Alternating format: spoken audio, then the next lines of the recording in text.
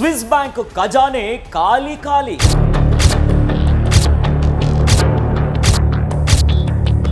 Swiss bank ಬದಲು secret bank ಮೊರೆ ಹೋದ್ರ?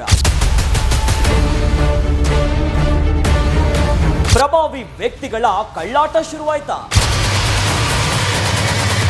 Guarantee guarantee guarantee. ಇದು ಗ್ಯಾರಂಟಿ ನ್ಯೂಸ್, ಸುದ್ದಿ ಖಚಿತ, ನ್ಯಾಯ ನಿಶ್ಚಿತ.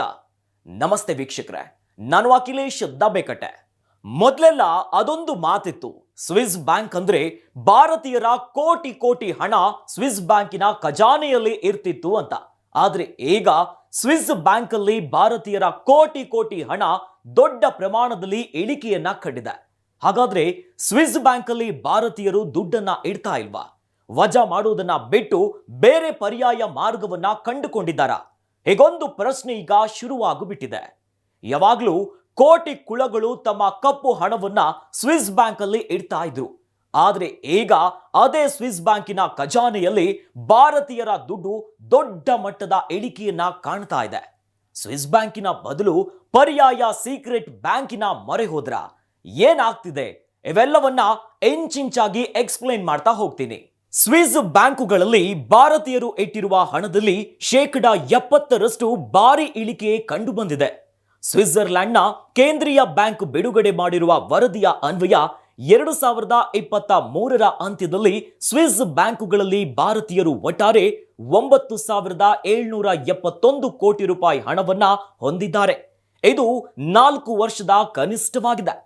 2021ರಲ್ಲಿ ಸ್ವಿಸ್ ಬ್ಯಾಂಕ್ಗಳಲ್ಲಿ ಭಾರತೀಯರಿಗೆ ಸೇರಿದ 14 ವರ್ಷದ ಗರಿಷ್ಠ ಪ್ರಮಾಣದ ಹಣ ಪತ್ತೆಯಾಗಿತ್ತು. ಆದರೆ 2022ರಲ್ಲಿ ಈ ಹಣದಲ್ಲಿ ಭಾರಿ ಇಳಿಕೆಯಾಗಿದೆ. ಈ ಇಳಿಕೆಯ ಪ್ರವೃತ್ತಿ 2023ರಲ್ಲೂ ಮುಂದುವರೆದಿರುವುದು ವರದಿಯಲ್ಲಿ ಕಂಡುಬಂದಿದೆ. 2026ರಲ್ಲಿ ಸ್ವಿಸ್ ಬ್ಯಾಂಕ್ಗಳಲ್ಲಿ ಭಾರತೀಯರಿಗೆ ಸೇರಿದ 61,000 ಕೋಟಿ ರೂಪಾಯಿ ಪತ್ತೆಯಾಗಿತ್ತು. ಅದು ಸರ್ವಕಾಲಿಕ ಗರಿಷ್ಠ ಪ್ರಮಾಣವಾಗಿತ್ತು. ಆದರೆ 2023ರಲ್ಲಿ ಭಾರತೀಯರ ಠೇವಣಿ 70% ಇಳಿಕೆಯನ್ನ ಕಂಡಿದೆ. ಇನ್ನು ಸ್ವಿಸ್ ಬ್ಯಾಂಕ್ಗಳಲ್ಲಿ ಹಣ ಇಟ್ಟ ವಿದೇಶಿಯರ ಪೈಕಿ ಬ್ರಿಟನ್, ಅಮೆರಿಕ ಮತ್ತು ಫ್ರಾನ್ಸ್ ಜನರು ಮೊದಲ 3 ಸ್ಥಾನದಲ್ಲಿದ್ದಾರೆ. ಆದರೆ ಈಗ ಭಾರತೀಯರು ಇಟ್ಟಿರುವ ಹಣದಲ್ಲಿ ಭಾರಿ ಇಳಿಕೆ ಕಂಡು ಬರ್ತಿದೆ.